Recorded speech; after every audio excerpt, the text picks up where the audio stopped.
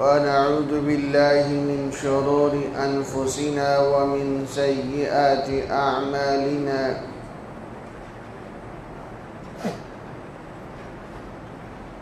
ونعوذ بالله من شرور أنفسنا ومن سيئات أعمالنا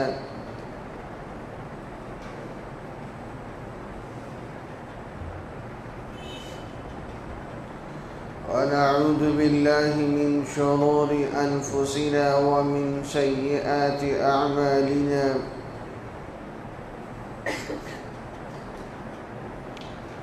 أما بعد أعوذ بالله من الشيطان الرجيم بسم الله الرحمن الرحيم ولا تقولوا لمن يقتل في سبيل الله أموات بل أحياء ولكن لا تشعرون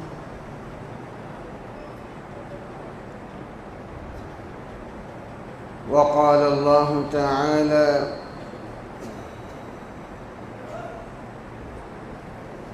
كل نفس ذائقة الموت وإنما توفون أجوركم يوم القيامة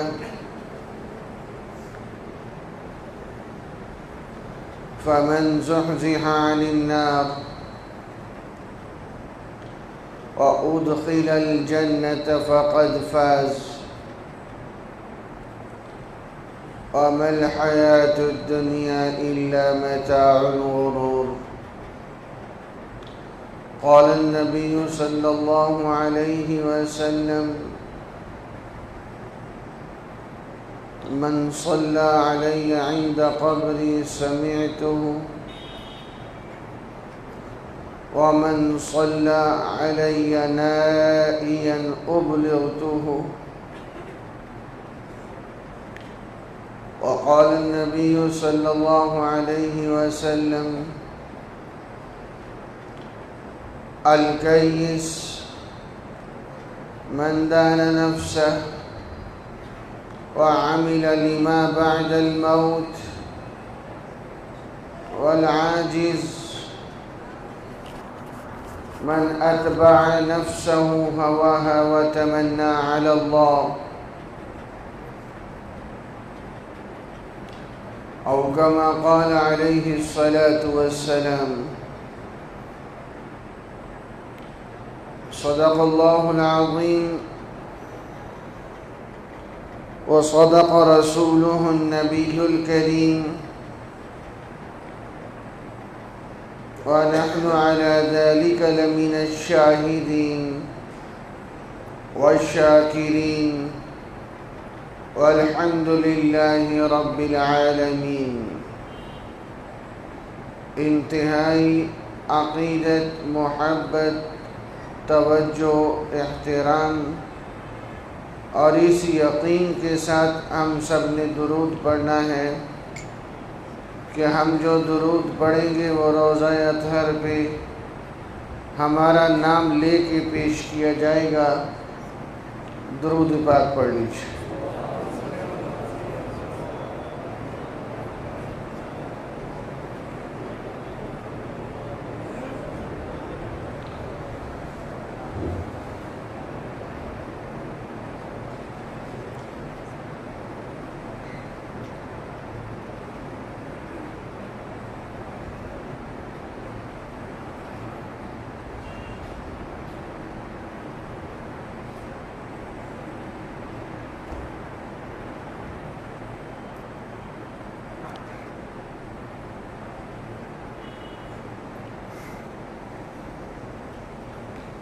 آواز صحیح ہے؟ یہ نہیں چل رہا.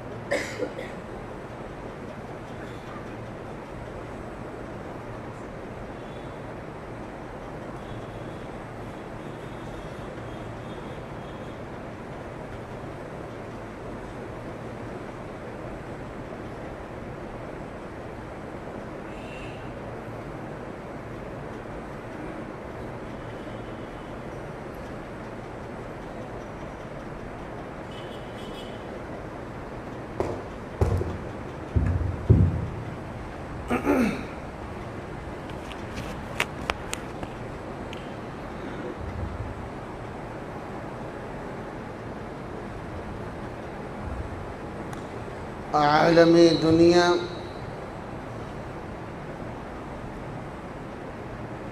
اس جہان کو کہتے ہیں جس میں آج ہم موجود ہیں،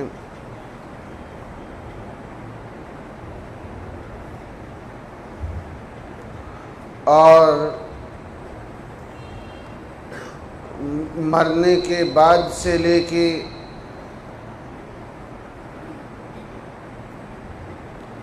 حشر تک کا جو بیچ کا عرصہ ہے اس کو برزخ کہا جاتا ہے۔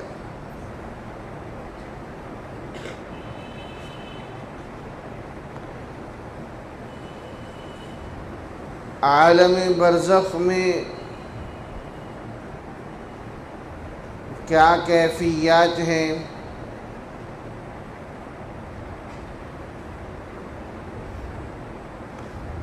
ایک موٹی سی بات تو بالکل واضح ہے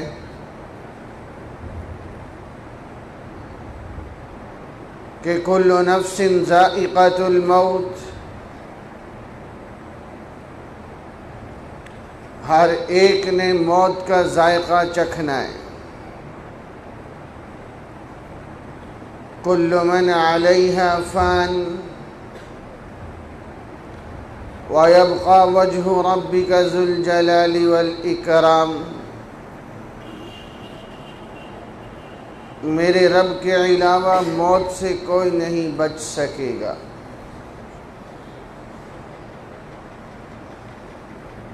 لیکن سوال یہ ہے، یہ جو موت کا جھٹکا ہے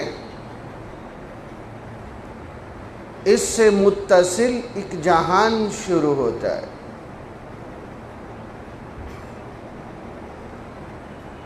جسے عالم برزخ کہا جاتا ہے۔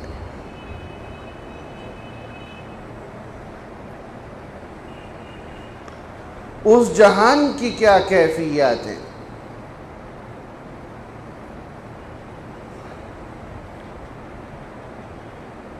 اللہ تعالیٰ نے شہید کے متعلق فرمایا،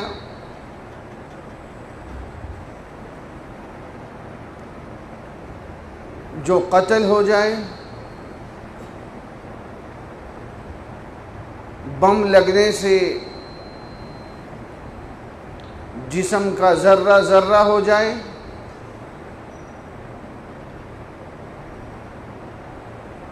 اس کو مردہ نہ کہو، موت کا جھٹکا تو آ گیا،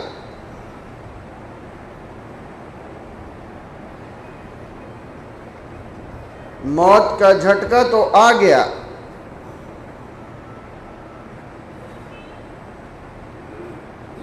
اب اس کے بعد کیا حکم ہے؟ یہ جو موت کے جھٹکے کے بعد کی زندگی ہے، اس کے متعلق ہمارا کیا نظریہ ہے؟ اس موت کے جھٹکے کے بعد توجہ میری طرف رکھیں، کوئی 3 دن قبر سے باہر رہے یا 5 دن، یہ زیر بحث نہیں ہے۔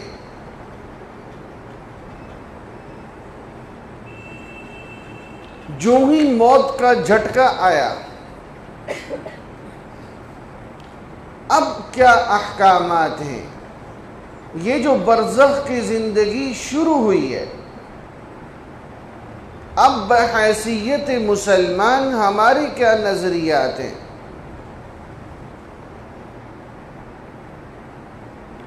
ایک دفعہ ایک انصاری صحابی کا جنازہ تھا،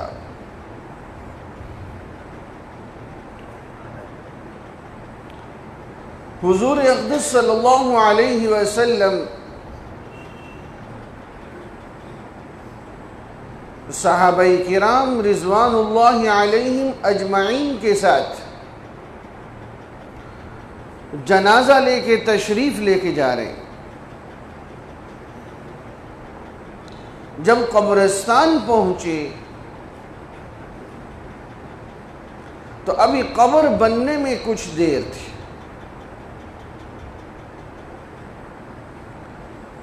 حضور اقدس صلی اللہ علیہ وسلم صحابہ کرام کو لے کر ایک طرف تشریف فرما ہوئے اور آپ نے موقع کی مناسبت سے وعظ و نصیحت فرمائی. میں اس طویل حدیث کا مفہوم عرض کر رہا ہوں. حضور اقدس صلی اللہ علیہ وسلم نے ارشاد فرمایا جب نیک آدمی کی روح کو قبض کرنا ہوتا ہے تو بہت بڑی تعداد میں فرشتے آتے ہیں روشن چہروں کے ساتھ، معطر کفن کے ساتھ،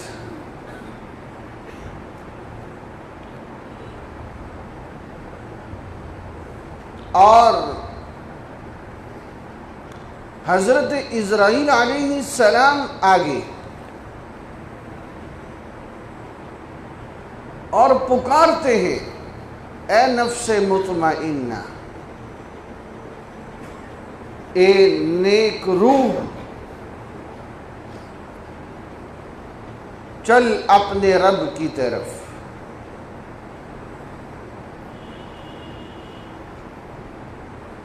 اب وہ روح اتنی آسانی کے ساتھ قبض کی جاتی ہے.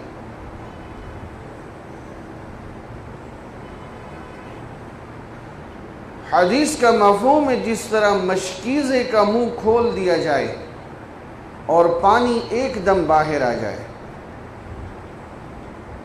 مشکیزہ اب تو دیکھا ہی نہیں ہوگا نوجوانوں نے، چمڑے کا بنا ہوا ایک دم کھلتا تھا اور سارا پانی باہر.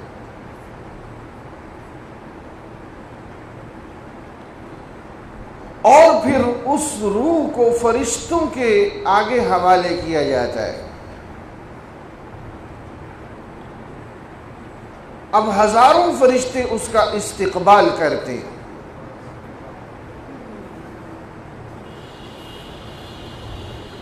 اے فلاں بن فلاں، جو فلاں نام سے پکارا جاتا تھا، اے فلاں بن فلاں جو فلاں نام سے پکارا جاتا تھا، چودھری صاحب، حاجی صاحب، صوفی صاحب، اس نام سے فرشتے پکارتے. اب جب پہلے آسمان پہ پہنچتے تو وہ پوچھتے ہیں کون ہے؟ بتایا جاتا ہے کہ فلاں بن فلاں جو فلاں نام سے پکارا جاتا تھا. اب وہ دروازہ کھول دیا جاتا ہے، یوں ساتوں آسمان سے آگے رب العالمین کی خدمت میں پیش کیا جاتا ہے. اور اللہ تبارک و تعالی کی طرف سے حکم ہوتا ہے اس کے اعمال نامے کو علیین کے اندر رکھ دو، جہاں نیک لوگوں کے اعمال نامے. وَمَا أَدْرَاكَ مَا عِلِّيُّونَ کتاب مرقوم. اس کے اعمال نامے وہاں رکھ دو جہاں نیک لوگوں کے اعمال نامے رکھے جاتے ہیں، اور اس کی روح کو لوٹا دو. اب روح جسم میں لوٹا دی جاتی ہے، اور حضور صلی اللہ علیہ وسلم نے فرمایا کہ اگر یہ شخص بد نصیب ہے، گناہگار ہے زیادہ، لا تفتح لهم ابواب السماء، انتہائی خوفناک شکل میں فرشتے آتے ہیں اور اس کی روح کو اتنی سختی سے نکالا جاتا ہے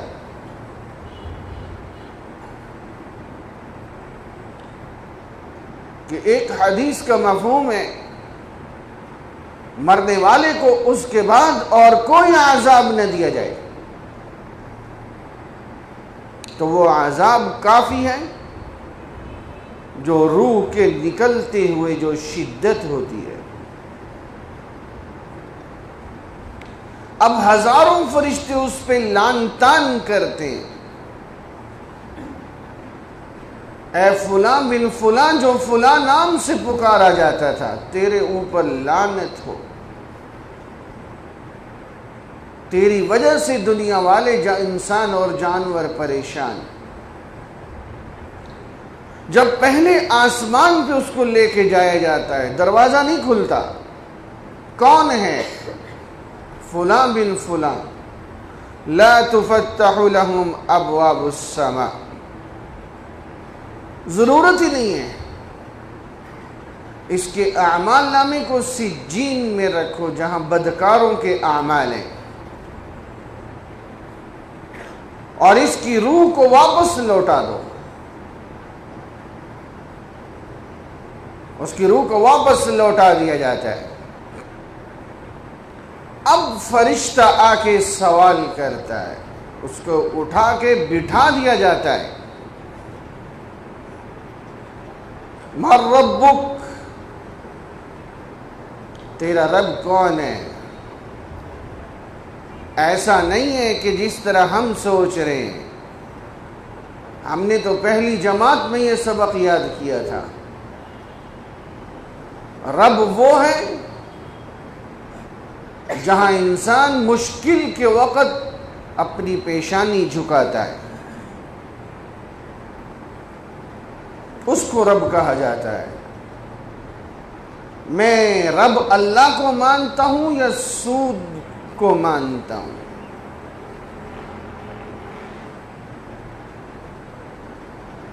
میری پیشانی اللہ کے سامنے جھکی یا غیر کے سامنے؟ طوطے کی طرح جتنا مرضی اللہ اللہ کی رٹ زبان پہ چڑھا دو، اس طوطے کے سامنے جب بلی آتی ہے تو وہ سب کچھ بھول جاتا ہے.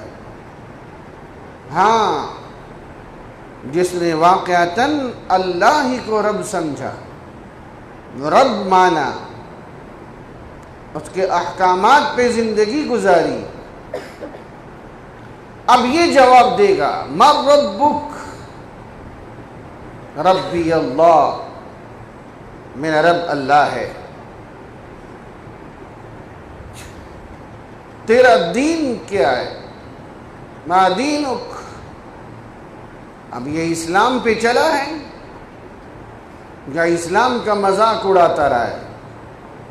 اس حساب سے یہ جواب دے گا دینی الاسلام. اب اس کو ایک ہستی قبر کے اندر تصویر دکھائی جائے گی اور پوچھا جائے گا یہ کون ہے؟ اب یہ شخص کہے گا یہ تو محمد الرسول اللہ صلی اللہ علیہ وسلم کی ذات گرامی ہے. حکم ہوگا یہ سچ کہتا ہے، اس کے لیے جنت کا بچھونا بچھا دو، جنت کا لباس پہنا دو، جنت سے کھڑکی کھول دو.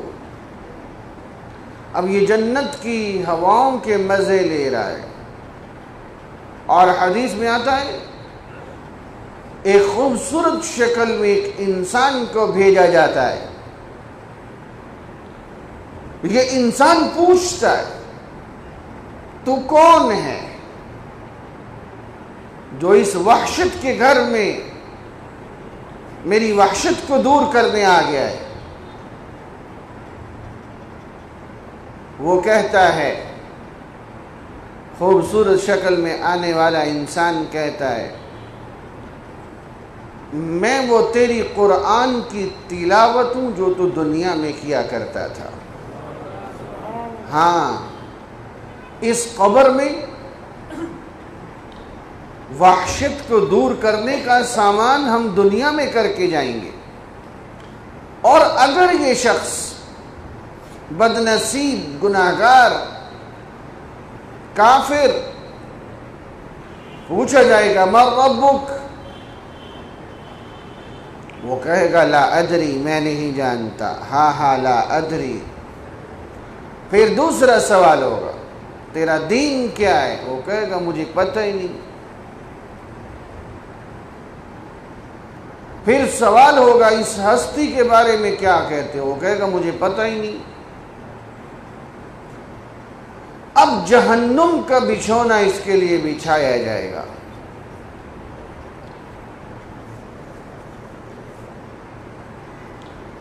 اور جہنم کی آگ، جہنم کی ہوا اس کی قبر میں شروع، اور بے نمازی ہے تو اژدہا، حدیث میں آتا ہے ایسا اژدہا مسلط ہوگا، اور ایک حدیث میں 100 سانپ ایک دفعہ اس زمین پہ پھنکار مار دے تو ساری زندگی زمین پہ چارہ نہ اگے، ایسے خوفناک، اور اس انسان پہ اس کو مسلط کر دیا جائے گا، اور یہ انسان اس کا مقابلہ نہیں کر سکے گا۔ اور آپ صلی اللہ علیہ وسلم نے یوں کر کے دکھایا، اس طرح یہ انگلیاں ایک دوسرے میں گھسائیں، اس طرح کہ قبر یوں تنگ کر دی جاتی ہے کہ یہ انسان کی ہڈیاں ایک دوسرے کے اندر گھسا دی جاتی ہیں۔ یہ انسان کی برزخ کی زندگی، اور جس وقت یہ انسان اس جہان سے اس جہان میں پہنچتا ہے تو حدیث مبارکہ میں آتا ہے اس کے سابقہ رشتہ دار اکٹھے ہو جاتے ہیں، جس طرح کوئی خوشخبری لے کے آتا ہے تو لوگ اس کا استقبال کرتے ہیں، یہ سارے رشتہ دار اکٹھے ہو جاتے ہیں اور پوچھنا شروع کرتے ہیں فلاں کا کیا حال ہے، فلاں کا کیا حال ہے، حتیٰ کہ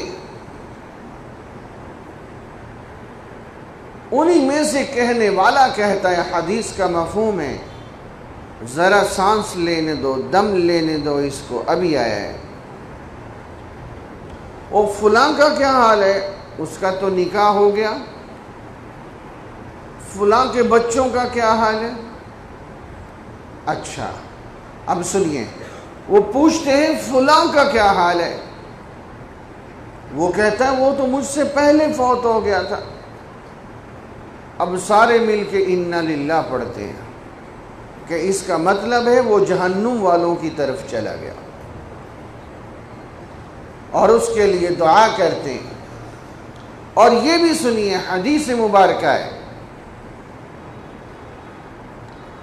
حضور اقدس صلی اللہ علیہ وسلم نے فرمایا کہ انسان کے اعمال اس کے خاندان اور رشتہ داروں پہ پیش کیے جاتے ہیں۔ آپ علیہ السلام پہ تو پیش ہوتے ہی ہوتے ہیں۔ احکام میت کتاب ہے، اس میں یہ ساری احادیث تفصیل سے ہیں، اور بھی کتابیں، یہ حدیث کہ انسان کے رشتہ داروں پر بھی اس کے اعمال پیش ہوتے ہیں۔ اس کے والد دنیا سے چلے گئے، اب اس کے اعمال والد کے ہاں پیش ہوتے ہیں۔ اگر نیک اعمال ہوں خوش ہوتے ہیں اور کہتے ہیں اے اللہ یہ تیرے فضل کی وجہ سے ہے جو یہ بندہ نیکی کر رہا ہے، میرا بیٹا نیکی کر رہا ہے، میرا بھائی نیکی کر رہا ہے۔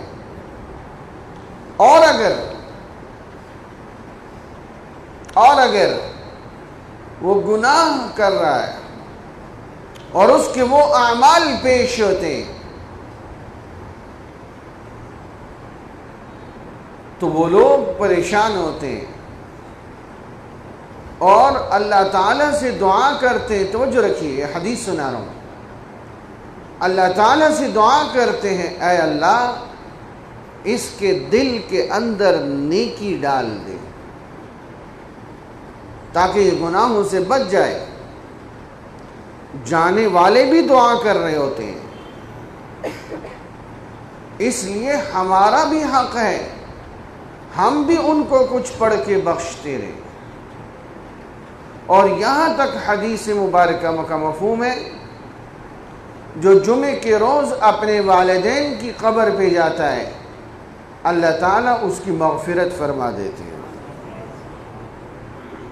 مرنے والا مانوس ہوتا ہے، قبر والا مانوس ہوتا ہے، اس کو پتہ چلتا ہے کہ کون آیا ہے مجھ سے ملنے۔ اگر وہ دنیا میں پہچانتا ہو تو وہاں بھی پہچان رہا ہوتا ہے۔ اور اس انسان پہ موت کے وقت کیا کیفیت ہوتی ہے سختی کی، وہ تو گناہگار کا معاملہ ہے۔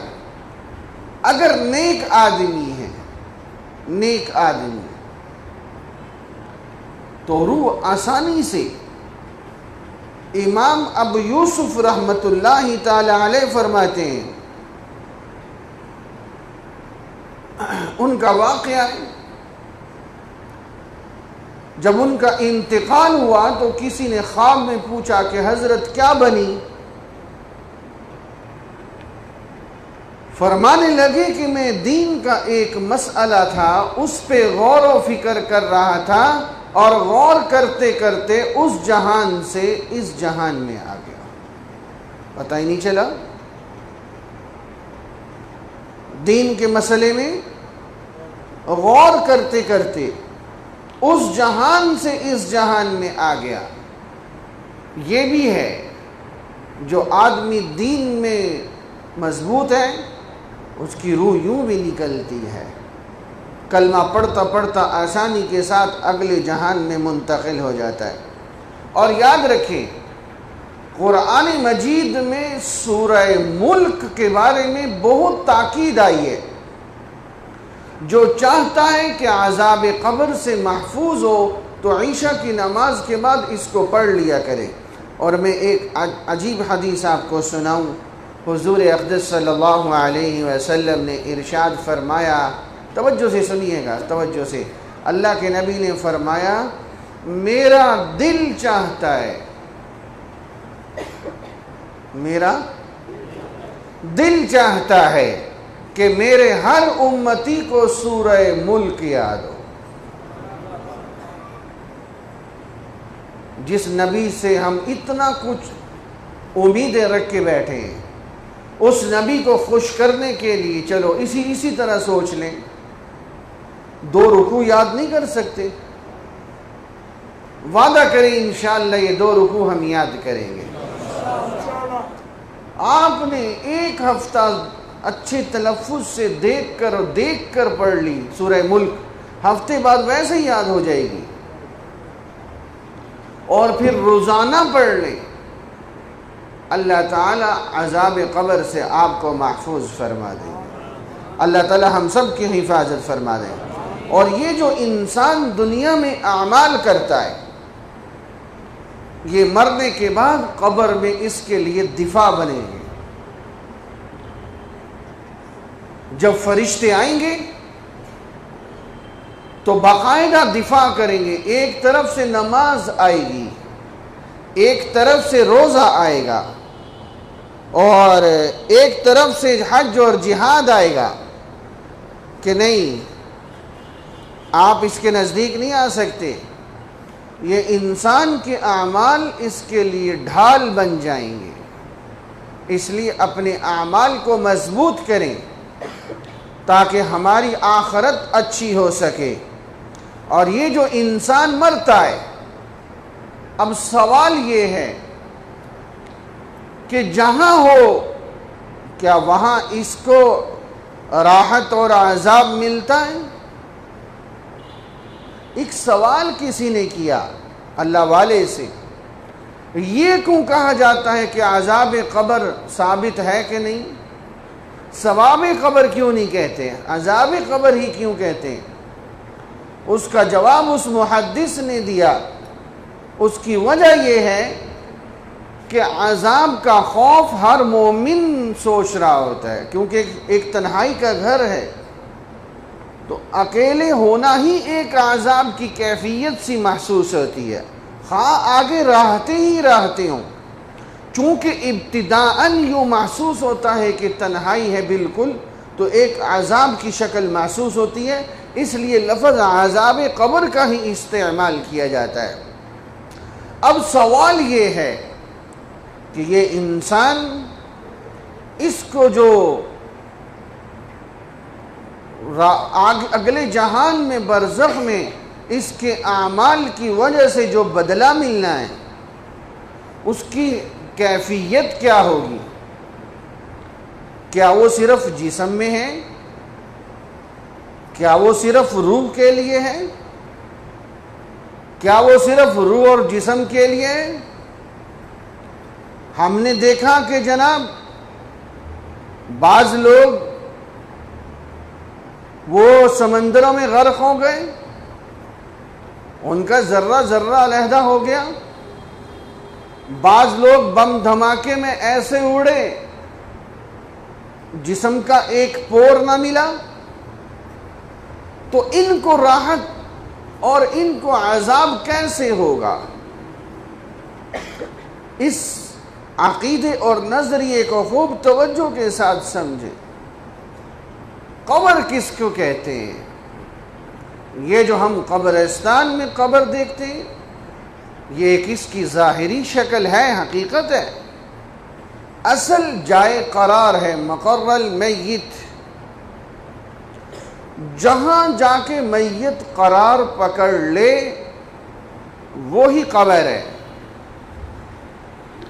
اور یہ انسان جو ہی قبر کے اندر جاتا ہے، اور قبر یہی ہے جو ہمیں نظر آتی ہے، تو اگر نیک ہے تو جنت کی ہوائیں یہیں چلتی ہیں، علیین سے جین میں نہیں، اور اگر اللہ کا عذاب ہے تو وہ یہیں پہ ہے۔ اب قرآن مجید میں اللہ تعالیٰ اسی قبر کو قبر کہہ رہے ہیں، الہاکم التکاثر حتی زرتم المقابر۔ یہ جو وہ قبرستان میں جاتے تھے تو وہ یہی قبر ہے۔ ایک تفسیر اپنے خاندانوں کی قبریں گن کے بتاتے تھے کہ ہمارے خاندان بڑے ہیں، اور وہ منافق کے متعلق آپ صلی اللہ علیہ وسلم کو اللہ تعالیٰ نے فرمایا وَلَا تَقُمْ عَلَىٰ قَبْرِي، آپ اس قبر پہ مت کھڑے ہوں۔ تو قبر تو یہی ہے جو نظر آ رہی ہے۔ اور وہ فرعون النار يعرضون عليها غدوا وعشيا اغرقنا آل فرعون، توجہ سے سمجھیے، اغرقنا آل فرعون، فرعون والوں کو غرق کر دیا گیا۔ پھر کیا ہوا دوسری جگہ؟ النار يعرضون عليها غدوا وعشيا، ان پر روزانہ آگ کا عذاب ڈالا جاتا ہے صبح و شام۔ وَيَوْمَ تَقُومُ السَّاعَةُ، پھر جب قیامت آئے گی وہ عذاب علیحدہ ہے۔ یہ جو قیامت سے پہلے برزخ کے عذاب کا ذکر ہو رہا ہے، اسی کا نام عذاب قبر ہے۔ اب میں آپ حضرات سے پوچھتا ہوں، سوال تو یہ ہے جو ڈوب جاتا ہے وہ ریزہ ریزہ ہو جاتا ہے، یہ آل فرعون ڈوبے کہ نہیں ڈوبے؟ ڈوبے۔ انہی کے متعلق اللہ فرما رہے وہ جو ڈوبے ہیں ان کے متعلق اغرقنا آل فرعون، ہم ان کو عذاب دیتے ہیں۔ وہ ذرے ذرے کو، جسم کا جہاں جہاں ذرہ ہے وہاں روح کا تعلق ہے۔ یہ کیسے ہے؟ میرا موضوع ادھر جا رہا ہے۔ یہ اللہ اس چیز پہ قادر ہے۔ اب دیکھیں وہ معروف حدیث ہے غالباً بخاری شریف کی، حضور اقدس صلی اللہ علیہ وسلم نے فرمایا کہ سابقہ امتوں میں ایک شخص تھا، اس نے ساری زندگی کوئی نیکی نہیں کی تھی۔ جب مرنے لگا اس نے اپنی گھر والوں سے کہا میں مر گیا، تو میرا عذاب، مجھے جو عذاب ملنا ہے وہ انتہا کا ہونا ہے۔ اس نے اپنے دماغ کے مطابق کہا کہ تم مجھے جلا کے راکھ کر دینا اور راکھ کو دریا میں بہا دینا، میرے جسم کے ذرے ذرے دریا میں بہہ جائیں گے تاکہ میں عذاب سے بچ جاؤں۔ حدیث مبارکہ میں ہے حضور اقدس صلی اللہ علیہ وسلم نے فرمایا کہ اللہ تعالیٰ نے دریا کو حکم دیا کہ اس کا ذرہ ذرہ جمع کر دو، یہ حدیث ہے۔ اس کو جمع کیا گیا۔ پھر اللہ تعالیٰ نے پوچھا کہ تم نے یہ کیوں کیا؟ اس نے کہا کہ آپ کو پتہ ہے کہ آپ کے ڈر سے۔ اللہ نے فرمایا میرے ڈر سے کیا ہے تو جا میں تیری مغفرت کرتا ہوں۔ لیکن دیکھیں دریا کے جسم کے ذرے ذرے کو میرا رب جمع کرنے پہ قادر ہے کہ نہیں ہے؟ اب دیکھیں نوح علیہ السلام کا واقعہ جو قرآن مجید میں ہے، مما خطیئاتہم اغرقوا فادخلوا نارا، اغرقوا ادھر غرق کیا، اکابر علماء موجود ہیں۔ فادخلوا یہ جو فا آتا ہے یہاں پہ اس کا مطلب ہے فوراً کیا کیا ہم نے، ادھر غرق کیا، ادھر آگ کے عذاب میں ڈال دیا۔ یہ قبر کا عذاب ہے جو اس کو ہو رہا ہے، اور یہ قرآن مجید کہہ رہا ہے کہ واقعتاً قبر کا عذاب ہوتا ہے، اور یہ جو منکرین حدیث ہے اس کو نہیں مان رہے۔ قرآن مجید صراحتاً بول رہا ہے۔ اور اس کے بعد دیکھیں وَلَوْ تَرَى، قرآن مجید ہے وَلَوْ تَرَى إِذْ يَتَوَفَّى الَّذِينَ كَفَرُوا الْمَلَائِكَةَ، وَلَوْ تَرَى إِذْ يَتَوَفَّى الَّذِينَ كَفَرُوا، جب کافروں کو موت دی جا رہی ہوتی ہے، الملائکہ فرشتے کیا کر رہے ہوتے ہیں؟ یضربون وجوہہم وادبارہم، ان کے چہروں پہ اور ان کی پشتوں پہ فرشتے ٹھکائی کر رہے ہوتے ہیں۔ ٹھکائی فوراً شروع ہو جاتی ہے، اسی کا نام برزخ ہے، یاد رکھیں۔ اور یہ برزخ کی زندگی میں فوراً اس کے ساتھ یہ معاملہ، یہ قرآن مجید سے میں نے ثابت کیا کہ جہنم کے عذاب سے پہلے بھی عالم برزخ میں عذاب دیا جاتا ہے، اور اسی کو عذاب قبر کہا جاتا ہے۔ اب دیکھیں میں آپ کو مشہور حدیث سناتا ہوں۔ حضور اقدس صلی اللہ علیہ وسلم، یہ بخاری شریف اور مسلم شریف دونوں میں موجود ہے، آپ صلی اللہ علیہ وسلم قبروں کے پاس سے گزرے، دو قبریں تھیں، آپ نے فرمایا ان دونوں کو عذاب ہو رہا ہے۔ اب میں آپ سے پوچھتا ہوں، حضور علیہ السلام جہاں سے گزرے وہ قبرستان تھا یا علیین تھا؟ قبرستان تھا جہاں قبریں تھیں۔ اب آپ علیہ السلام فرما رہے ہیں کہ جب وہاں سے گزرے تو آپ نے فرمایا ان قبر والوں کو جو عذاب ہو رہا ہے زیادہ بڑی وجہ نہیں ہے، ایک چغلی کیا کرتا تھا اور دوسرا پیشاب کے چھینٹوں سے نہیں بچتا تھا۔ ایک چغلی کیا کرتا تھا اور دوسرا پیشاب کی چھینٹوں سے نہیں بچتا تھا۔ تو یہ جو قبر کا عذاب ہے یہ یہی ہے۔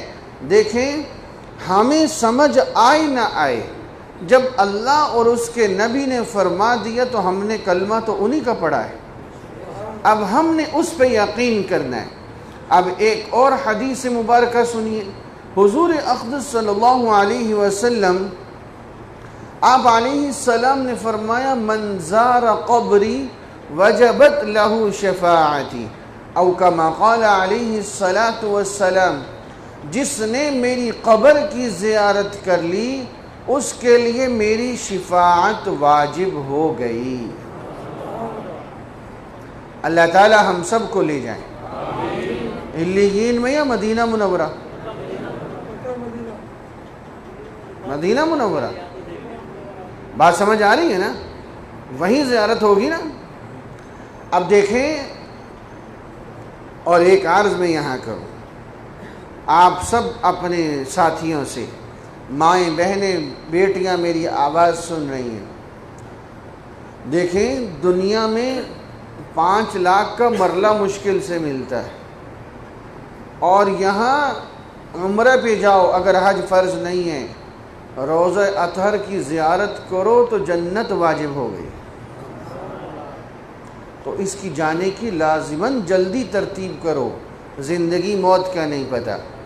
اللہ کے نبی نے کیا فرمایا؟ من زار قبری، جس نے میری قبر کی زیارت کر لی اس کے لیے میری شفاعت واجب ہو گئی۔ اب میں قبر کی زیارت تبھی کروں گا نا جب وہ دنیا میں ہوگی۔ تو قبر اسی کا نام ہے۔ اب بعض لوگوں نے اس چند عرصہ پہلے، زیادہ دور کی بات نہیں ہے، کچھ عرصہ پہلے یہ کہنا شروع کر دیا کہ یہ قبر قبر ہی نہیں ہے، انا للہ و انا الیہ راجعون۔ اب دیکھیں حضور اقدس صلی اللہ علیہ وسلم، حدیث مبارکہ ہے، ایک دفعہ ایک خچر کے اوپر تشریف فرما تھے۔ خچر اس پر جا رہے تھے، اچانک وہ خچر بدکا، جس طرح خوف سے جانور بدکتا ہے۔ حضور اقدس صلی اللہ علیہ وسلم نے صحابہ کرام سے فرمایا یہاں 7 قبریں ہیں، مفہوم ہے، اور اگر تم ان کی چیخ و پکار کو برداشت کر سکو تو میں تمہیں سنواؤں۔ وہ چیخ و پکار سوائے انسان اور جنات کے ساری مخلوق سنتی ہے، وہ جو اللہ کا عذاب ہو رہا ہوتا ہے۔ ایک دفعہ امام اعظم ابو حنیفہ رحمۃ اللہ علیہ کے پاس، اب سوال یہ ہے کہ امام صاحب کو امام اعظم کیوں کہتے ہیں؟ امام اعظم تو حضرت محمد الرسول اللہ صلی اللہ علیہ وسلم ہے۔ یہ عجیب اشکال ہے، اس کا جواب کل لانا ہے تفصیل کے ساتھ، بڑی محبت کے ساتھ۔ کل کا عنوان بہت زیادہ اہم ہے، تو اس پہ میں ابھی تو بات نہیں کرتا، موضوع کے آخر میں کرتا ہوں۔ تو حضور اقدس صلی اللہ علیہ وسلم نے فرمایا، اچھا امام اعظم ابو حنیفہ رحمۃ اللہ علیہ، ان کے پاس ایک شخص آیا، اس کا جو جانور تھا، گدھا تھا، اس کا پیشاب بند ہو گیا۔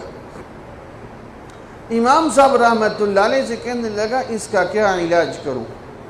امام صاحب نے فرمایا اس کو تھوڑی دیر، وہاں ایک یہودی کی قبر تھی، فرمایا کہ اس کو یہودی کی قبر کے پاس باندھ دو۔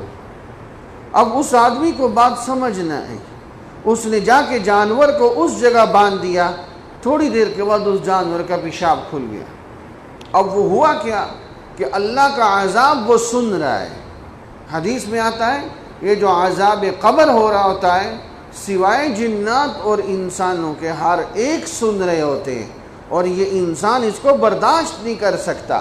تو قبر یہی ہے جس کو ہم اور آپ دیکھتے ہیں، اور یہاں پر دیکھیں اس قبر کے اندر جو ہے ہمارا اس جہاں بھی جسم کا ذرہ ہے وہ عالم برزخ میں روح کا تعلق وہاں موجود ہے۔ ابھی میں آپ کو تھوڑی سی تفصیل اور سمجھاتا ہوں۔ غالباً حضرت گنگوہی رحمۃ اللہ تعالی علیہ بہت بڑے محدث گزرے ہیں، ان کا واقعہ ہے ایک دفعہ ایک آدمی ان کے پاس آیا اور آ کر کہنے لگا کہ حضرت یہ میں آپ کے پاس 2 پیالے لے کے آیا ہوں، ان پیالوں میں اس پیالے کی یہ جو مٹی کا پیالہ ہے اس میں پانی ڈالتا ہوں تو ٹھنڈا اور میٹھا رہتا ہے جس طرح کنویں کا پانی ہوتا ہے، لیکن جب میں اس دوسرے پیالے کے اندر ڈالتا ہوں تو پانی جو ہے وہ کھارا سا ہو جاتا ہے اور گرم سا ہو جاتا ہے۔ حضرت گنگوہی رحمۃ اللہ تعالی علیہ فرمانے لگے کہ تم نے یہ مٹی کہاں، یہ تم نے پیالے کہاں سے لیے؟ اس نے کہا کہ فلاں کمہار سے۔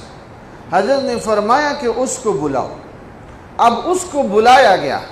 اب حضرت نے اس سے پوچھا کہ دیکھو تم بتاؤ کہ تم نے یہ ان پیالوں کی مٹی کہاں سے لی؟ اس نے کہا کہ فلاں قبرستان سے۔ حضرت فرمانے لگے میں پہلے ہی سمجھ چکا تھا۔ حضرت نے وہاں موجود لوگوں سے کہا کہ دیکھو آپ سب کو جو درود شریف آتا ہے، ذکر اذکار آتے ہیں وہ پڑھو۔ سب نے پڑھا، تلاوت کی، انہوں نے دعا کے لیے ہاتھ اٹھائے اور اس آدمی سے کہا کہ اب دوبارہ اس کے اندر پانی ڈالو۔ اب جب دوبارہ اس کے اندر پانی ڈالا تو دونوں میں پانی ٹھنڈا اور میٹھا۔ وہ جس میں گرم اور کھارا ہو رہا تھا وہ ختم ہو گیا۔ تو انہوں نے آ کے پوچھا حضرت سے کہ یہ کیا ماجرا ہے؟ تو حضرت فرمانے لگے کہ اس نے یہ جو مٹی تھی یہ قبرستان سے لی تھی، اور اس پیالے کے اندر اس انسان کے جسم کے ذرات آ گئے تھے جس کو اللہ کا عذاب ہو رہا تھا۔ اب جب ہم نے پڑھ کے بخشا تو اللہ تعالیٰ نے وہ عذاب کی کیفیت کو ہٹا دیا، تو پانی اپنی حالت پہ بحال ہو گیا۔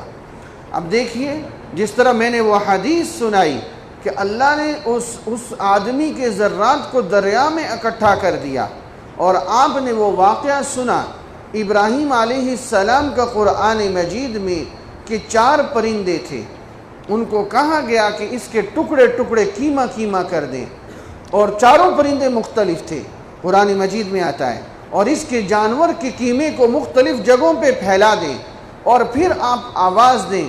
ابراہیم علیہ السلام سے وہ 4 پرندے مانوس تھے، تو ابراہیم علیہ السلام نے دیکھا کہ وہ پرندوں کا جس کا جہاں جہاں کا گوشت تھا وہ خود بخود ایک دوسرے سے ملنے لگا، حتیٰ کہ 4 پرندے اپنی اصلی شکل میں دوبارہ واپس آ گئے۔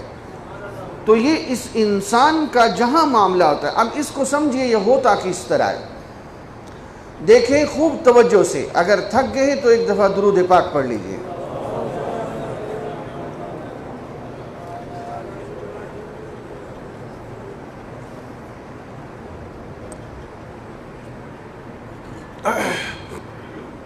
حضور اقدس صلی اللہ علیہ وسلم نے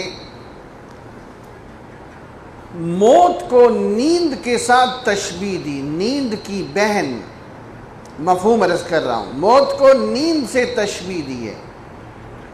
دیکھیے انسان جس وقت جاگ رہا ہوتا ہے، خوب توجہ دیں گے تو مسئلہ سمجھ آئے گا، انسان جس وقت جاگ رہا ہوتا ہے تو انسان کا جسم غالب ہوتا ہے، روح مغلوب ہوتی ہے، اور جس وقت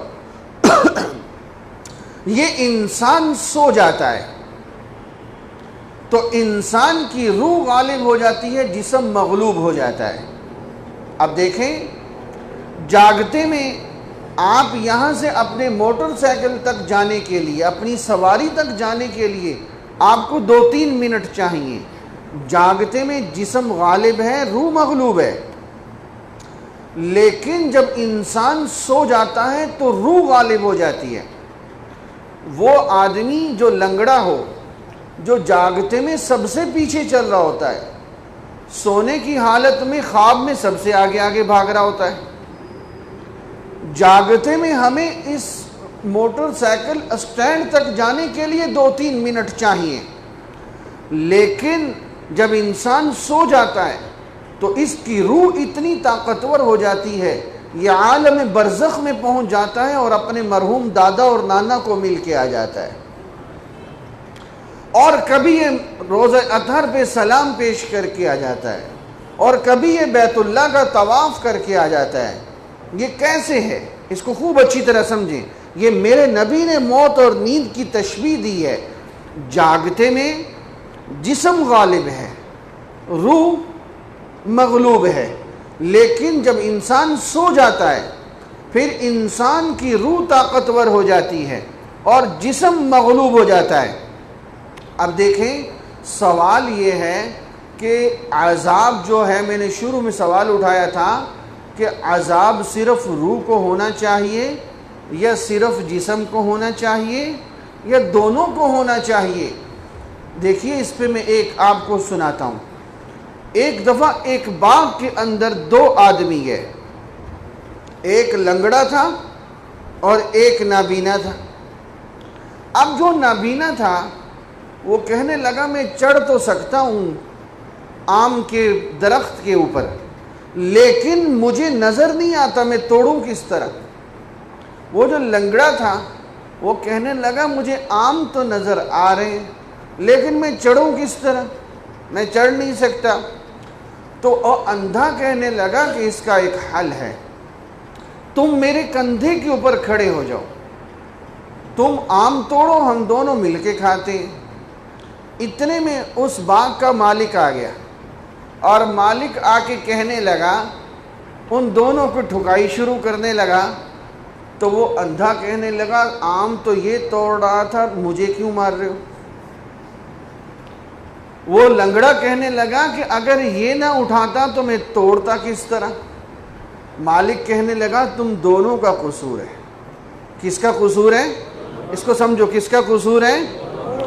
عالم ارواح میں انسان گناہ نہیں کر سکتا۔ آپ میں سے کسی نے عالم ارواح میں کسی دوسرے کو قتل کیا ہے؟ بولتے نہیں۔ کسی کی زمین پہ قبضہ کیا ہے؟ نہیں۔ کیوں؟ عالمی گناہ کرنے کے لیے روح اور جسم دونوں کا ہونا شرط ہے۔ نہ اکیلا جسم گناہ کر سکتا ہے، نہ اکیلا روح گناہ کر سکتی ہے۔ تو جب نیکی کرنے میں دونوں شریک ہیں تو انعام دونوں کو ملنا چاہیے یا ایک کو؟ بولتے نہیں ہیں، دونوں کو۔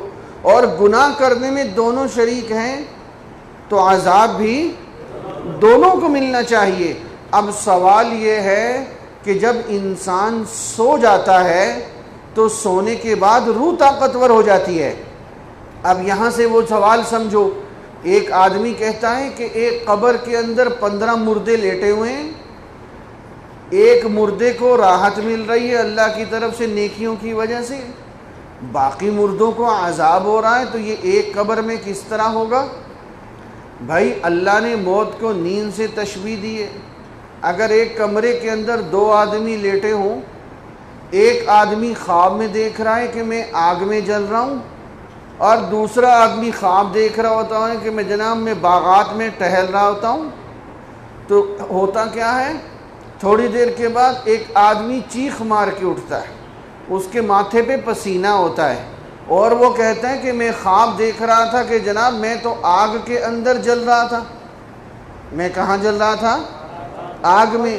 اور دوسرا آدمی کہتا ہے میں تو جنت کے باغات میں ٹہل رہا تھا، خواب میں وہ بڑا خوش اٹھتا ہے۔ اب کمرہ ایک ہے، ایک کو راحت پہنچ رہی ہے، ایک کو تکلیف پہنچ رہی ہے۔ اللہ نے موت کو، میرے نبی نے موت کو نیند سے تشبیہ دی ہے۔ اب وہ قبر کے اندر ایک کو راحت پہنچ رہی ہے، ایک کو تکلیف پہنچ رہی ہے۔ آپ کے موبائل کے سگنل آپ ہی کے نمبر پہ گھنٹی بجاتے ہیں یا کسی اور کا نمبر بھی بجا دیتے ہیں؟ تو جس کے جسم کے ذرات ہو گئے، اللہ کو بھی پتہ ہے کہ اس ذرے کو ثواب دینا ہے اور اس ذرے کو عذاب دینا ہے۔ اب دیکھیں ایک اور بات سمجھاتا ہوں، بات اور کھل کے آپ کو سمجھ آئے گی، پوری توجہ میری طرف کریں۔ دیکھیں ہر انسان کے ساتھ 3 کیفیتیں ہوتی ہیں، ہر انسان کے ساتھ، بہت توجہ سے میری طرف دیکھیں، آنے والے آتے رہیں گے۔ عقیدہ سمجھا رہا ہوں میں آپ کو، یہ اس جہان کو سمجھنا، اصل پتہ کیا تھا؟ اس پورے مضمون کا خلاصہ کیا تھا؟ وَلَٰكِن لَا تَشْعُرُونَ۔ یہ پورے مضمون کا خلاصہ ہے کہ تمہیں اس جہان کا شعور نہیں ہے۔ جس طرح ماں کے پیٹ میں اگر یہ کہہ دیا جائے کہ جناب تم اگلے جہان میں جاؤ گے، وہاں بڑی بڑی نہریں ہیں، سورج ہے، چاند ہے، ستارے ہیں، وہ بچہ کہے گا تو ادھر چلا جا، میں ادھر ہی اچھا ہوں، میں تو اچھا خاصا پڑھا ہوں نا، یہاں پتہ نہیں کیسی کیسی باتیں کر رہے ہو، اتنا بڑا سورج کیسے آئے گا؟ اب اس جہان میں جس طرح اس کو سمجھانا مشکل ہے، اسی طرح عالم برزخ کو سمجھانا مشکل ہے۔ اب سوال یہ ہے، اب دیکھیں نا سمجھنے کی بات، سوال یہ ہے کہ جناب حضرت حمزہ جنگ لڑ رہے ہیں، تلوار گھما رہے ہیں احد کے میدان میں، ہم کہتے ہیں زندہ ہیں، اور ان کو شہید کر دیا گیا، جسم کے ٹکڑے ٹکڑے کر دیے گئے حضرت حمزہ رضی اللہ عنہ کے۔ اب اللہ فرما رہے ہیں وَلَا تَقُولُوا لِمَنْ يُقْتَلُ فِي سَبِيلِ اللَّهِ أَمْوَاتٌ بَلْ أَحْيَاءٌ، بلکہ یہ زندہ بھی ہے۔ اللہ میاں ابھی تو تلوار گھما رہا تھا، سمجھ آ رہی تھی، اب تو جسم کے ٹکڑے ہیں، اب میں کیسے کہوں زندہ ہے؟ اللہ میاں کہتے ہیں تو نے میرا کلمہ پڑھا ہے یا عقل کا؟ جب میں تمہیں کہہ رہا ہوں کہ یہ زندہ ہے تو مان، تو اپنی آنکھ پہ یقین کرتا ہے، اپنی عقل پہ یقین کرتا ہے، میرے اوپر یقین نہیں کرتا۔ سن، اگر تو نے میرا کلمہ پڑھا ہے تو سن، یہ صرف زندہ نہیں ہے، عند ربہم یرزقون، یہ رزق بھی کھا رہا ہے۔ تو سبحان اللہ۔ اب یہ کیسے کھا رہا ہے؟ یہ وَلَٰكِن لَا تَشْعُرُونَ کی تہ میں سارا مضمون چھپا ہوا ہے. اس کو عقل پہ لاؤ گے کبھی نہیں سمجھ آئے گی. جس طرح وہ مشرکین مکہ تھے، وہ نضر بن حارث وہ ہڈی لے کے آتا تھا میرے نبی کے پاس، مذاق اڑاتا تھا، مردے کی ہڈی لاتا جو بھر رہی ہوتی تھی، اور آ کے کہتا تھا اس ہڈی میں جان آئے گی دوبارہ، مذاق اڑاتا تھا. بھائی اس کو عقل سے مت سوچو، میرے رب کا حکم ہے تو یہ ہو کے رہنا ہے. اب سمجھیے، دیکھیں توجہ میری طرف کرے. ہر انسان پہ 3 کیفیتیں لازمی ہیں، اس کو محبت سے لیجئے. میں کسی پہ تنقید نہیں کر رہا، اللہ کی قسم یہ جتنے میں نے اسباق پڑھا ہیں میرے پیش نظر تعمیر ہے، تنقید نہیں ہے. میں ایمان بچانے کی اور 1400 سال کے جو رخ ہے دین پہ اس پہ لانے کی کوشش کر رہا ہوں، تاکہ ہم نئی راہ پہ نہ چلیں. جو پرانے لوگ جس راہ پہ ہمیں چھوڑ گئے وہی راہ ہمیں جنت پہ لے کے جائے گی. تو سنیے وہ 3 کیفیتیں کیا ہیں. ہر انسان کے ساتھ 3 حالتیں ضروری ہوا کرتی ہیں. دیکھیں، ایک ہے تکلیف شرعی. جب انسان جاگ رہا ہوتا ہے اس پہ 3 حالتیں آتی ہیں. ایک کو کیا کہتے ہیں؟ تکلیف شرعی. بولے تکلیف شرعی. یہ انسان جاگ رہا ہے، یہ نماز پڑھتا ہے تو اجر ملتا ہے، یہ سبحان اللہ کہتا ہے تو درخت لگتا ہے، یہ لفظ طلاق بولتا ہے تو گھر اجڑتا ہے. یہ تکلیف شرعی ہے. شریعت کے احکامات اس پہ لاگو ہو رہے ہیں، اس کے بولنے پہ، اس کے کہنے پہ، اس کے کرنے پہ. نمبر 2، دوسری چیز جو ہر انسان کے ساتھ ہے، پوری توجہ مجھے دیں پھر سمجھ آنی ہے، وہ ہے تدبیر بدن. انسان نے کھانا کھایا ہے، وہ کھانا انسان کا ہضم ہو رہا ہے. یہ 2 کام ہو گئے جاگتے میں. تیسرا کام احساس بدن. انسان محسوس کرتا ہے، مچھر نے کاٹ لیا، اب انسان محسوس کر رہا ہے. اب ایک آدمی نماز بھی پڑھ رہا ہے، کھانا کھا کے کھڑا ہوا ہے تو نماز میں اس کا کھانا بھی ہضم ہو رہا ہے، نماز میں مچھر نے اس کے پاؤں پہ کاٹ لیا تو پاؤں پہ خارش بھی کر رہا ہے.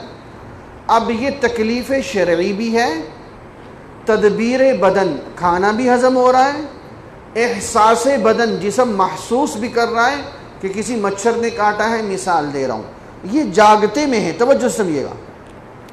اب جب یہ انسان سو جاتا ہے تو سوتے ہی اس سے ایک تکلیف ہٹ جاتی ہے اس کے جسم سے، اور وہ تکلیف کون سی ہے؟ تکلیف شرعی. جب یہ انسان سوتا ہے تو شریعت کے احکامات اس سے ہٹ جاتے ہیں. اب یہ سونے کی حالت میں اپنی بیوی کو 40 طلاقیں دیں تو بھی واقع نہیں ہوگی. کیوں؟ یہ سو رہا ہے. سونے کی حالت میں اس پہ شریعت لاگو ہی نہیں ہو رہی. اب جب تکلیف شرعی کا بوجھ اس سے اتر گیا، 2 کام ہو رہے ہیں. سونے کی حالت میں تدبیر بدن بھی ہو رہا ہے، کھانا بھی ہضم ہو رہا ہے، احساس بدن بھی ہو رہا ہے، مچھر کاٹ رہا ہے تو سوتے میں خارش بھی کر رہا ہے. لیکن اس آدمی سے ایک بوجھ تکلیف شرعی کا کم ہوا تو اس کی روح اتنی طاقتور ہو گئی کہ سویا رحیم یرخان میں ہو گیا ہے اور عالم برزخ میں امام الانبیاء کی زیارت کر کے آ رہا ہے.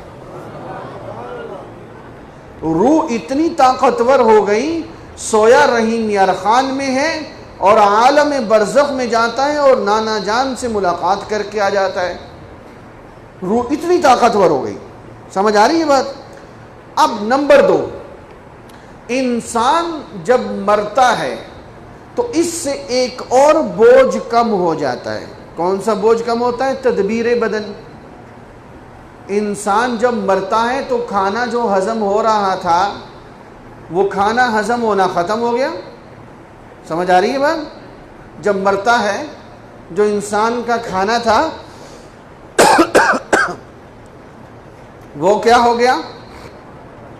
بولیں، ختم ہو گیا. ہضم ہونا ختم ہو گیا، تدبیر بدن ختم ہو گئی. 2 چیزیں ختم ہو گئی. مرنے سے تکلیف شرعی بھی ختم ہو گئی تدبیر بدن بھی ختم ہو گئی، کھانا ہضم ہونا بھی بند ہو گیا، لیکن احساس بدن باقی ہے، احساس بدن ہے باقی ہے۔ ابھی اس کے جسم سے دو بوجھ کم ہو گئے، ایک تکلیف شرعی کا مرتے ہی، ایک تدبیر بدن کا کھانا ہضم ہونا ختم ہو گیا۔ اب اس کی روح اتنی طاقتور ہوئی، اتنی طاقتور ہوئی، جاگتے میں دیوار کے پیچھے سے آواز نہیں سنتا تھا، اور مرنے کے بعد میرے نبی نے فرمایا منو مٹی کے نیچے سے جوتوں کی کھسکھساہٹ کی آواز کو سن رہا ہے۔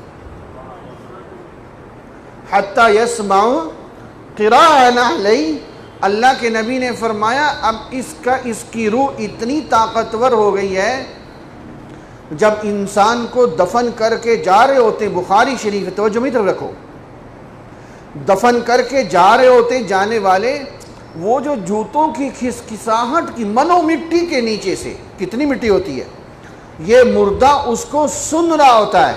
اب دیکھیں اس کے جسم سے دو بوجھ کم ہوئے، اس کی روح اتنی طاقتور ہوئی، اتنی طاقتور ہوئی، منو مٹی کے نیچے سے سن رہی ہے، اور اس کی روح اتنی طاقتور ہوئی، احساس بدن تو ویسے ہی موجود تھا، اس کے جسم کا جہاں حصہ اور ذرہ موجود ہے وہاں اللہ نے اس کو عذاب بھی پہنچا دیا، اس کو ثواب بھی پہنچا دیا۔ اب یہ انسان سنتا بھی ہے، جواب بھی دیتا ہے۔ وہ کس طرح؟ غزوہ بدر کا موقع ہے، حضور اقدس صلی اللہ علیہ وسلم فرما رہے ہیں مشرکین مکہ کی لاشیں اٹھا کے کنویں کے اندر ڈال دی۔ آپ صلی اللہ علیہ وسلم فرما رہے ہیں اے عتبہ، او مشرک، اے طیبہ، عتبہ، اے ابو جہل، بتا تیرا دین سچا ہے یا میرا سچا؟ اب ان کی لاشیں کنویں کے اندر ہیں۔ حضرت عمر فاروق رضی اللہ تعالی عنہ نے فرمایا یا رسول اللہ صلی اللہ علیہ وسلم، کیا یہ سن رہے ہیں؟ آپ صلی اللہ علیہ وسلم نے فرمایا یہ صرف یہ تیرے سے زیادہ سن رہے ہیں۔ کہو سبحان اللہ۔ یہ کیوں؟ اب آپ کو بات سمجھ آئے گی۔ روح طاقتور ہو چکی ہے، روح جسم سے زیادہ طاقتور ہو گئی ہے، اب جسم کے ٹکڑے ٹکڑے بھی ہوں تو بھی روح نفع اٹھا رہی ہے۔ یہ نیک ہو، حمزہ کی لاش ہو، رزق بھی پا رہی ہے۔ وہاں جسم کو مت دیکھو، وہاں روح طاقتور ہے۔ یہ وہ والا جسم نہیں جو جاگتے کا ہے، جہاں پہ چلنے میں 2 قدم چلتے ہوئے منٹ لگتا ہے۔ یہ وہ جگہ ہے جہاں جسم سے بوجھ ہلکے ہو چکے ہیں، یہاں پہ روح طاقتور ہے، یہ زندہ بھی ہے اور رزق بھی پا رہا ہے۔ اور یہ دیکھیں، میں نے آپ کو حدیث سنائی، اللہ کے نبی نے فرمایا تم سے زیادہ سنتے ہیں، تو ہمیں کیا حکم دیا؟ جب قبرستان جاؤ تو کیا کہو؟ السلام علیکم۔ کیا یہ جملہ بیکار سکھایا ہمیں؟ نہیں، اس کے اندر کوئی اہمیت تھی۔ اللہ کے نبی نے فرمایا کہو السلام علیکم یا اہل القبور انتم سلفنا ونحن بالاثر۔ السلام علیکم حاضر کا صیغہ ہے، اور میرے نبی نے فرمایا وہ جواب دیتے، اور میرے نبی نے فرمایا جب تم ملنے جاؤ تو منہ کی طرف سے جاؤ۔ اس کو بھی سمجھو، یہ بھی حدیث ہے۔ محدثین نے لکھا ہے جب قبر پہ جاؤ، اب چونکہ میت کو دائیں کروٹ پہ لٹایا جاتا ہے، ہمارے ہاں ایک غلطی ہوتی ہے، صرف چہرے کو دائیں کروٹ پہ کرتے ہیں، اصل حکم یہ ہے پوری میت کو دائیں کروٹ پہ کرنا ہے۔ تو چونکہ میت دائیں کروٹ پہ لیٹی ہوتی ہے، اس طرح منہ سارا قبلے کی طرف ہے، تو حکم یہ ہے جب تم قبر پہ جاؤ تو قبر کی طرف منہ کر کے نا، قبر کی طرف منہ کرو اور کعبے کی طرف پشت کرو۔ اگر ابھی میں آپ سے ملنا چاہوں تو میں آپ کی طرف منہ کر کے کعبے کو پشت کروں گا کہ نہیں کروں گا؟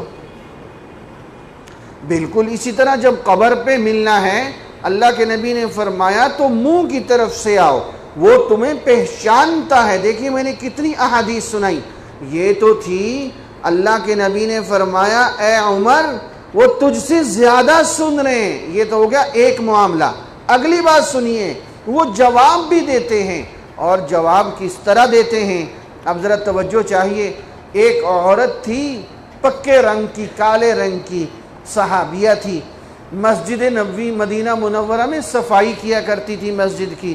حضور اقدس صلی اللہ علیہ وسلم نے فرمایا وہ عورت کدھر گئی؟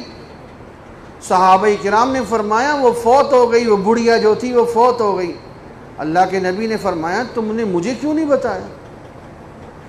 اللہ کے نبی اس کی قبر پہ گئے، باقاعدہ صف بندی ہوئی، جنازہ پڑھا. پھر حدیث میں آتا ہے اللہ کے نبی نے فرمایا کہ تمہیں سب سے اچھا عمل کون سا پایا؟ تو وہ قبر میں اس عورت نے جواب دیا مسجد کی صفائی. کہیں سبحان اللہ. یہ سنتے بھی ہیں، جواب بھی دیتے ہیں. اور سمجھیے جواب دینے کے لیے جسم چاہیے. جواب دینے کے لیے اکیلی روح جواب نہیں دے سکتی. اس دنیا میں بھی ہم نے اگر بولنا ہے تو روح مال جسم چاہیے. آخرت میں جب ہم بولیں گے روح مال جسم ہوگا. اور سنیے عالم ارواح میں جب ہم تھے میرے رب نے پوچھا تھا الست بربکم، تو لوگ کہتے ہیں عالم ارواح تھی. سنیے وہاں بھی جواب دینا تھا تو تمام مفسرین نے لکھا ہے کہ تمام ارواح کو چھوٹے چھوٹے جسم دیے گئے. پھر انہوں نے جواب دیا قالوا بلا، ہاں اے رب تو ہمارا رب ہے. سبحان اللہ نہیں کہتے ہو؟ بولنے کے لیے جسم چاہیے. تو میں کہتا ہوں کہ عام انسان، اب عام صحابیہ، عام انسان سن بھی رہا ہے، بول بھی رہا ہے. اب توجہ ذرا میری طرف بڑھا دیں، میں موضوع مختصر کروں. اب اگلا قدم آئے. یہ تو تھا عام مومن کا، عام انسان کا. اس سے اگلا سٹیپ ہے شہید کا. اللہ تعالیٰ فرماتے ہیں جو شہید ہے اس کا تم وَلَا تَقُولُوا لِمَنْ يُقْتَلُ فِي سَبِيلِ اللَّهِ أَمْوَاتٌ بَلْ أَحْيَاءٌ وَلَكِنْ لَا تَشْعُرُونَ. وہ زندہ ہیں. وہ کیا ہیں؟ ان کو مردہ. اب میں آپ سے سوال کرنے لگا ہوں، پوری توجہ مجھے دیں. اب یہ جو اللہ تعالیٰ نے فرمایا وہ زندہ ہیں، یہ کتنی دیر کے بعد فرمایا؟ وَلَا تَقُولُوا لِمَنْ يُقْتَلْ، جو ہی قتل ہو، جو ہی بولو بولو بولو، جو ہی ادھر حضرت حمزہ کی لاش تڑپ کے ٹھنڈی ہوئی، مجھے فوراً رب کا حکم آ گیا یہ قتل ہو گئے، اب ان کو مردہ مت کہو. وَلَا تَقُولُوا لِمَنْ يُقْتَلُ فِي سَبِيلِ اللَّهِ أَمْوَاتٌ فوراً، بلکہ یہ کیا ہے؟ زندہ ہیں. بل احیا، اے رب یہ زندہ ہے. ہاں یہ تیرا ایمان ہونا چاہیے. جب تو نے مجھے نہیں دیکھا اور مجھے رب مانا ہے تو میں ہی تمہیں کہتا ہوں کہ مانو کہ یہ زندہ ہے. یہ کیا ہے؟ زندہ ہے. نمبر 2، اللہ میاں کیسے زندہ ہے؟ یہ تو جسم کے ٹکڑے ٹکڑے پڑے. یہ انگریزوں نے ٹینک کے آگے باندھ کے علماء کو بموں سے اڑایا، جسم کا ایک لوتھڑا نہیں ملا. اللہ میاں میں کیسے زندہ کہوں؟ اللہ میاں کہہ رہے ہیں وَلَٰكِن لَا تَشْعُرُونَ، تیرا شعور بڑا ناقص ہے. تم اپنی ٹرین میں بیٹھا ہوتا ہے، تیرے ساتھ برابر میں دوسری ٹرین کھڑی ہوتی ہے، دونوں میں سے ایک چل پڑے، تجھے یہ نہیں پتہ چلتا کہ ٹرین تیری چلی ہے یا دوسری چلی ہے. تیرا شعور تو اتنا ناقص ہے، تجھے تو اس کا پتہ نہیں چلتا، اور تو کہہ رہا ہے کہ یہ کس طرح زندہ ہے. اللہ فرماتے ہیں سن، اگلی بات بھی صرف زندہ نہیں ہے، عند ربہم یرزقون، رزق بھی پاتے ہیں. کیا پاتے ہیں؟ اب میں آپ سے سوال کرتا ہوں، نبی کو اتنا اونچا مقام کیوں ملا؟ یہ جو افغانستان میں اتنے سارے امریکی مرے وہ بھی شہید ہیں؟ بولتے نہیں ہو؟ وہ تو جہنم میں ہیں. ان کو یہ مقام کیوں نہیں ملا؟ سمجھو اچھی طرح بات کو. ان کو یہ مقام کیوں نہیں ملا؟ ان کو یہ مقام اس لیے نہیں ملا، انہوں نے وقت کے نبی کا کلمہ نہیں پڑھا. لڑنے میں تو دونوں شریک ہیں نا، مجاہد بھی ہے اور امریکی فوجی بھی ہے، لڑ تو دونوں رہے ہیں. ایک شہید ہو کے زندہ ہے، ایک مر کے مردار ہے. شہید کا مقام نبی کی وجہ سے ہے کہ نبی قد کے نبی کا کلمہ پڑھا ہے. تو شہید کو مقام ملے کہ زندہ ہے، تو نبی کو یہ مقام نہیں ملے گا جس کا مقام شہید سے کئی گنا اونچا ہے؟ اور پھر اگلی بات سمجھیں، شہید میرے نبی بھی ہیں. کہیں سبحان اللہ. محدثین اکرام نے لکھا ہے غزوہ خیبر کے موقع پہ حضور اقدس صلی اللہ علیہ وسلم کو زہر دیا گیا تھا، اور جب آپ صلی اللہ علیہ وسلم دنیا سے تشریف لے کے جا رہے تھے تو آپ صلی اللہ علیہ وسلم نے فرمایا کہ مجھے اس کا اثر محسوس ہو رہا ہے اس زہر کا. تو محدثین نے فرمایا ہے اس وجہ سے آپ شہید ہیں. اور دیکھیں آپ علیہ السلام بھی شہید ہیں، تو یہ تو مستقل دلیل بنے گی کہ آپ علیہ السلام بھی حیات ہیں. اب دیکھیں آگے احادیث سنیں. شہید کا مقام کیا ہے کہ شہید عام آدمی جنت کی ہوائیں لیتا ہے. توجہ سمجھیے گا، عام آدمی جنت کی ہوائیں لیتا ہے یا جہنم کی ہوائیں لیتا ہے؟ شہید جو ہوتا ہے وہ رزق بھی پاتا ہے. اور نبی آپ صلی اللہ علیہ وسلم نے فرمایا نبی اللہ حی یرزق، نبی رزق بھی پاتا ہے.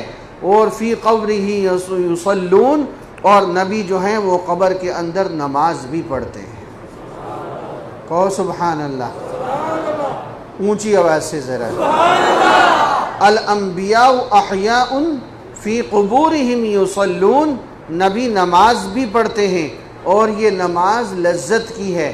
یہ نماز صرف قبر میں نہیں. اب دیکھیے پھر اپنی دماغ کو نہ دوڑائیے.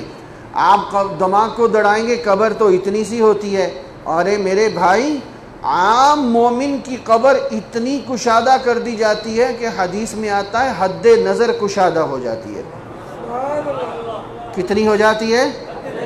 آپ رات کو باہر سوتے ہو، آپ جب آسمان کی طرف دیکھتے ہو حد نظر ہزاروں میل دور ستاروں پہ آپ کی نظر پہنچ رہی ہوتی ہے. تو قبر کتنی کشادہ ہو جائے گی. یہ میں نے پہلے کہا وَلَٰكِن لَا تَشْعُرُونَ میں ساری باتیں ہیں. آگے سوچنے کی کوشش کرو گے تو پھنستے چلے جاؤ گے. اب دیکھیے حضور اقدس صلی اللہ علیہ وسلم نے فرمایا مَا مِنْ أَحَدٍ يُسَلَّمُ عَلَيَّ إِلَّا رَدَّ اللَّهُ عَلَيَّ رُوحِي حَتَّى أَرُدَّ عَلَيْهِ السَّلَامِ. آپ صلی اللہ علیہ وسلم نے فرمایا، مفہوم ہے، جب میرے اوپر کوئی آ کے سلام پیش کرتا ہے تو میری روح کو متوجہ کر دیا جاتا ہے. کیا مطلب؟ اللہ کی نبی کی روح جو اللہ کی تجلیات میں ہمہ مصروف ہوتی ہے، جب کوئی درود پڑھتا ہے تو روح کو متوجہ کر دیا جاتا ہے. اور محدثین نے لکھا ہے روضہ اطہر پہ ایک لمحہ بھی ایسا نہیں گزرتا جب درود پڑھنے والے درود نہ پڑھ رہے ہوں. انسان بھی پڑھتے ہیں، فرشتے بھی پڑھتے ہیں جو مسلسل پڑھ رہے ہوتے ہیں. اور ایک اور حدیث مبارکہ ذرا دھیان سے سنیے. حضور اقدس صلی اللہ علیہ وسلم نے فرمایا تم مجھ پر کثرت کے ساتھ درود پڑھا کرو، کیونکہ جو درود تم پڑھتے ہو مجھ پر پیش کیا جاتا ہے. صحابہ کرام نے فرمایا یا رسول اللہ صلی اللہ علیہ وسلم کیف نعرض صلاتنا وقد ارمت. یا رسول اللہ صلی اللہ علیہ وسلم ہم آپ پہ کیسے درود پڑھیں گے؟ آپ تو جس طرح ہمارا ذہن ہے قبر میں جا کے مٹی ہو چکے ہوں گے. صحابہ کرام سیکھ رہے تھے نا. آگے سے حضور اقدس صلی اللہ علیہ وسلم نے کیا جواب دیا؟ ان اللہ حرم علی الارض اجساد الانبیاء. اللہ تبارک و تعالی نے اس زمین پر انبیاء کے جسموں کو حرام کر دیا ہے. سبحان اللہ نہیں کہتے ہو؟ یہ زمین انبیاء کے جسموں کو کھا ہی نہیں سکتی. اب سوال کیا تھا ہم درود کیسے پڑھیں گے؟ آپ نے فرمایا میں خود سنوں گا۔ تو آگے جواب کیا ملا کہ زمین پہ حرام ہے انبیاء کے جسم کو کھائے، تو پتہ چلا ہمارے نبی کا جسم بھی محفوظ ہے، سننا بھی محفوظ ہے۔ آپ جواب درود سنتے بھی ہیں، سلام کا جواب بھی عنایت فرماتے ہیں۔ اللہ تعالی ہم سب کو بار بار روزہ اطہر کی حاضری نصیب فرمائے۔ ایک اور حدیث مبارکہ سنیے، آپ صلی اللہ علیہ وسلم نے ارشاد فرمایا، ان للہ ملائکۃ سیاحین فی الارض یبلغونی من امتی السلام۔ بعض فرشتوں کی ڈیوٹی ہے، جس طرح بعض فرشتوں کی ڈیوٹی ہے نیکیاں لکھنا، بعضوں کی ڈیوٹی ہے انسانوں کی حفاظت کرنا، اسی طرح بعض فرشتوں کی صرف یہ ڈیوٹی ہے، وہ پوری زمین پہ گھومتے ہیں، سیاحین فی الارض، اور ڈھونڈتے ہیں کہاں ہیں ہمارے نبی پہ درود پڑھنے والے۔ سب کہیں صلی اللہ، کوئی زبان خاموش نہ رہے، صلی اللہ علیہ وسلم۔ اب جب وہ درود پڑھتے ہیں، یبلغونی، وہ فرشتے مجھے پہنچاتے ہیں اور آ کے کہتے ہیں، توجہ، آ کے کیا کہتے ہیں، فلاں بن فلاں نے آپ کی خدمت میں درود و سلام بھیجا ہے۔ ہمارا نام لے کے پیش کیا جاتا ہے، کہو سبحان اللہ۔ آج اگر امریکی صدر کے سامنے کسی کا نام آ جائے تو وہاں کا جو اس کا کارندہ ہے وہ آ کے بتائے تیرا نام امریکی صدر کے سامنے آ رہا تھا، وہ پھولا نہیں سمائے گا، میرا نام آ رہا تھا۔ اللہ کی قسم یہ ساری کائنات میرے نبی کے نالین مبارک کے ذرہ مبارک کے برابر بھی نہیں۔ کتنی بڑی سعادت ہے کہ میرا نام میرے نبی کے سامنے۔ اسی وجہ سے میرے نبی نے فرمایا تم مجھے تحفے بھیجو گے نا درود کے کثرت کے ساتھ، تو جو زیادہ تحفے دیتا ہے نا وہ زیادہ یاد رہتا ہے، تو قیامت میں جو کثرت سے درود پڑھتا ہے وہ میرے ساتھ اس طرح ہوگا، یوں میرے ساتھ جڑا، یہ 2 انگلیاں کر کے آپ نے فرمایا قیامت کے دن وہ یوں میرے ساتھ ہوگا، اس طرح جو زیادہ تحفے بھیجے گا زیادہ میرے نبی کے نزدیک ہوگا۔ ایک اور حدیث سنیے، آپ صلی اللہ علیہ وسلم نے فرمایا، من صلی علی عند قبری سمعتہ ومن صلی علی نائیا ابلغتہ۔ جو دور سے درود پڑھتے ہیں، آپ صلی اللہ علیہ وسلم نے فرمایا تو فرشتے میرے پاس پہنچاتے ہیں، اور جو میرے پاس آ کے پڑھتا ہے میں اس کو خود سنتا ہوں۔ مسجد نبوی میں نزدیک جا کے جہاں سے بھی آپ سلام پیش کریں، یاد رکھیں ایک بات، آواز کو اونچا نہیں کرنا۔ یہ حیات النبی کی مستقل دلیل محدثین نے لکھا ہے۔ آج بھی روزہ اطہر پر یہ آیت لکھی ہوئی ہے، لا ترفعوا اصواتکم فوق صوت النبی، اپنی آواز اونچی مت کرنا، ساری نیکیاں ختم ہو جائیں گی۔ یہ آج بھی روزہ اطہر کی جعلی مبارک پہ آیت لکھی ہوئی ہے۔ اور ایک دفعہ امیر المومنین حضرت عمر فاروق رضی اللہ تعالیٰ عنہ کے زمانے میں ایک بدو بیٹھا ہوا تھا، اونچی اونچی باتیں کر رہا تھا۔ حضرت عمر فاروق رضی اللہ تعالیٰ عنہ نے یوں کر کے کنکر اچھالا، بولے نہیں، کنکر اچھالا۔ اب اس نے کنکر جو گرا یوں کر کے دیکھا تو انہوں نے ہاتھ کے اشارے سے بلایا، ہاتھ کے اشارے سے۔ حضرت عمر رضی اللہ تعالیٰ عنہ امیر المومنین ہیں، فرمانے لگے آپ علیہ السلام کی قبر مبارک روزہ اطہر کی طرف اشارہ فرما کے، تمہیں پتہ نہیں یہاں حکم ہے لا ترفعوا اصواتکم، آواز اونچی مت کرو۔ اگر تم یہاں کے رہنے والے ہوتے تو میں تمہیں آج درے لگواتا، تمہاری یہ جرت، اب بھی جاؤ آواز پست رکھو اور وہاں جا کے دائیں بائیں مت دیکھا کرو، 110% ذہن بنا کے جاؤ آپ اپنے نبی کے دربار میں کھڑے ہیں۔ اور سنیے میں آپ کو عجیب بات سناؤں، یہ جو بعض متشددین ہیں وہ کہتے ہیں کہ حدیث میں آتا ہے لا تشد الرحال الا لثلاث. یہ جو سنے گا نا، جس کو بات سمجھ آئے گی، اس کا ایمان تازہ ہو جائے گا. لا تشد الرحال الا لثلاث، سامان سفر نہ باندھو مگر 3 جگہوں کے لیے. حدیث میں آتا ہے بیت اللہ، بیت المقدس، مسجد نبوی. تو اگر مسجد کی نیت سے سفر کرنا ہے تو ان 3 جگہوں کی نیت کرو. تو بعض متشددین، تشدد کرنے والے، جن کے دل سخت ہو چکے ہیں، وہ کہتے ہیں جب جانا ہو مدینہ منورہ تو مسجد نبوی کی نیت کرو، روضہ رسول کی نیت مت کر کے جاؤ. اس میں منع ہے. ہمارے اکابر نے کیا جواب دیا؟ اللہ ان کی قبر پہ کروڑوں رحمت نازل فرمائے. آمین کہو، آمین کہو. حضرات نے فرمایا ہے، توجہ، لفظ غور کیجئے گا، حدیث کا تعلق مکان کے ساتھ ہے. ہم مکین کے پاس جاتے ہیں.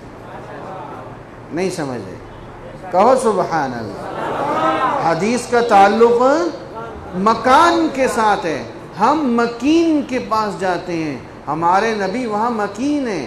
مکین کے پاس جہاں مرضی سفر کرو، کوئی رکاوٹ نہیں ہے. تو ایک اور حدیث مبارکہ سنیے. آپ صلی اللہ علیہ وسلم نے حضرت عیسیٰ علیہ السلام کے بارے میں فرمایا، حضرت عیسیٰ علیہ السلام لَيَأْتِيَنَّ قَبْرِي حَتَّى يُسَلِّمُ عَلَيَّ لَأَرُدَّنَّ عَلَيْهِ او کما قال. آپ صلی اللہ علیہ وسلم نے فرمایا جب عیسیٰ علیہ السلام دوبارہ تشریف لائیں گے اور احرام باندھیں گے، حج کا یا عمرے کا یا دونوں کا اکٹھے، آپ علیہ السلام نے فرمایا پھر وہ میری قبر پہ آئیں گے اور مجھے سلام کریں گے، میں ان کے سلام کا جواب دوں گا. ایک اور حدیث مبارکہ مسند ابو یعلا کی حدیث ہے.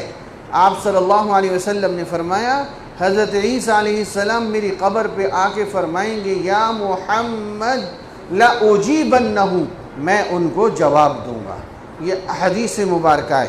ایک اور حدیث مبارکہ سنیے، معراج کا واقعہ ہے. معراج کا اب سنیں، پورا معراج کا انکار کرنا پڑ جائے گا اگر اس کا انکار کیا.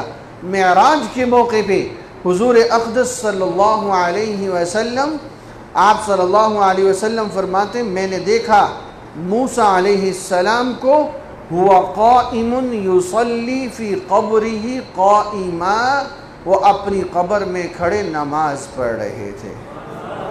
وہ اپنی قبر میں کھڑے کیا کر رہے تھے؟ نماز پڑھ رہے تھے.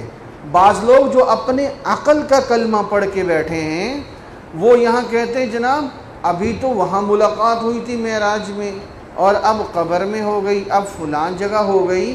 میں نے کل آپ کو سنایا سلیمان علیہ السلام نے وہ جس کی موت ہندوستان میں ہونی تھی اس کو آنے واحد میں وہاں سے وہاں پہنچا دیا تھا.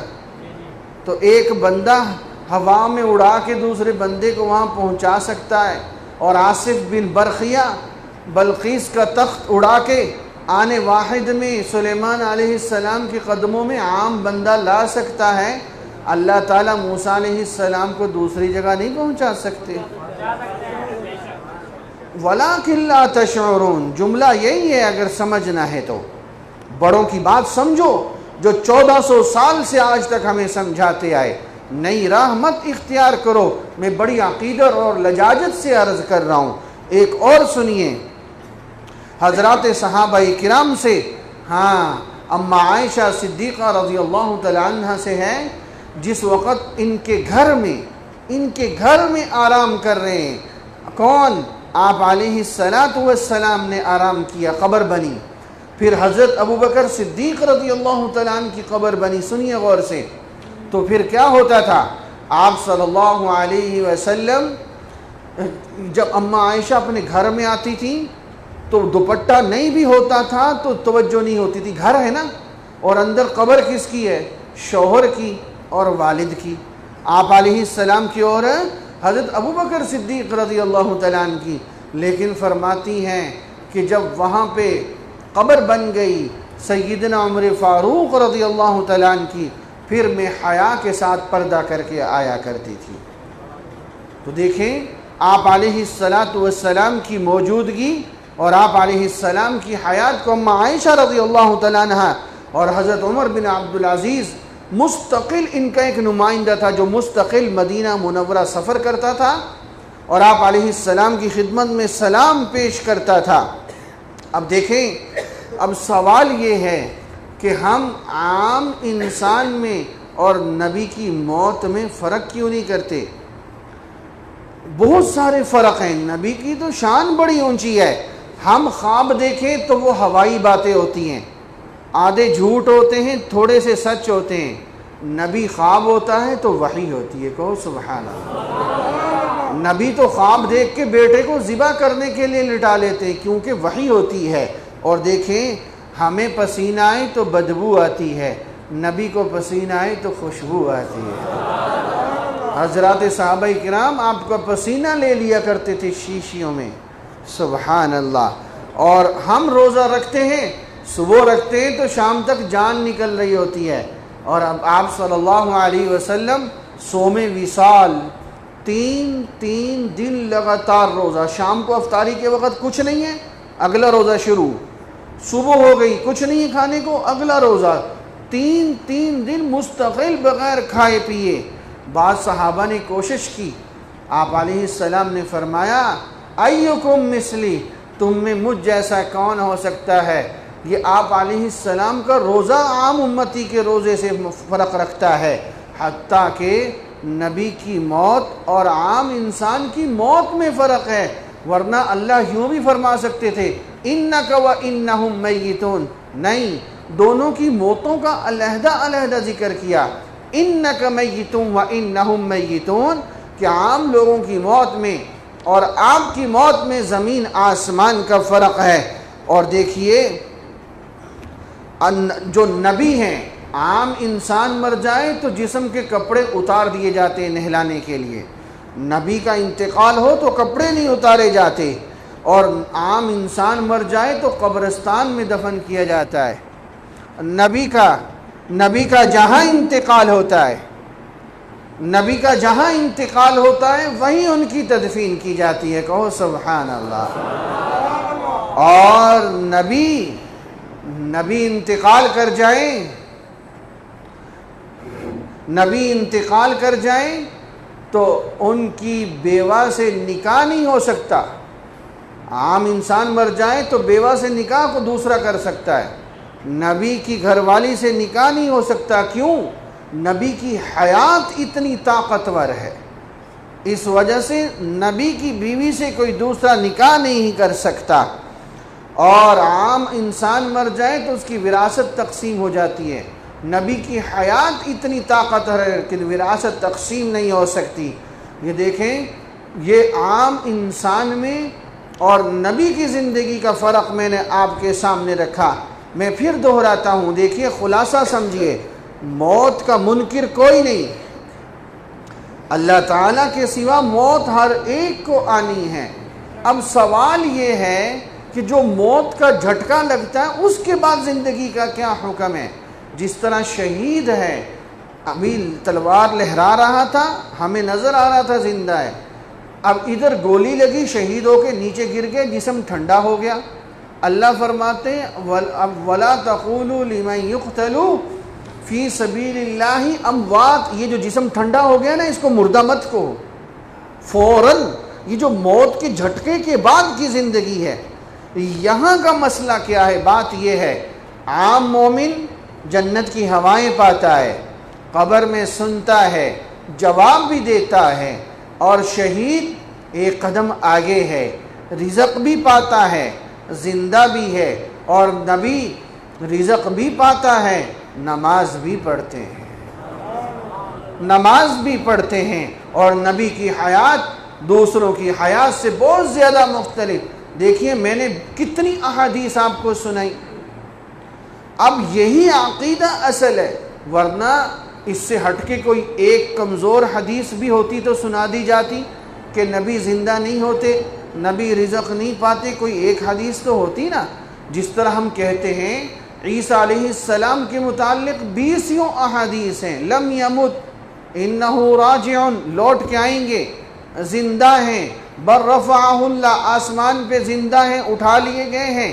ہم قادیانیوں سے کہتے ہیں کوئی ایک آیت، کوئی ایک حدیث تو دکھاؤ کہ وہ زندہ نہیں ہیں، وہ لوٹ کے نہیں آئیں گے، وہ فوت ہو چکے ہیں، تم ایک تو دکھا دو، کمزوری دکھا دو۔ اور اگر نہیں ہیں تو پھر سمجھو، عقل کا کلمہ مت پڑھو، جو بڑوں نے سمجھایا ہے 1400 سال سے اسی پہ اپنا ایمان مضبوط رکھو۔ اسی کو عقیدہ حیات النبی کہتے ہیں کہ یہ کیا؟ میرے نبی نے فرمایا جو میری قبر پہ آ کے سلام پیش کرتا ہے، درود پڑھتا ہے، میں اس کو خود سنتا ہوں، جو دور سے پڑھتے ہیں تو فرشتے پہنچاتے ہیں۔ یہ عقیدہ حیات انبیاء ہے، یہ تمام انبیاء کے متعلق ہمارا عقیدہ ہے۔ یہ میں نے کچھ تفصیل کے ساتھ آپ کی خدمت میں عرض کیا۔ اللہ تعالیٰ کمی بیشی کو معاف فرما دیں۔ اب کل کا جو موضوع ہے بہت زیادہ اہم ہے۔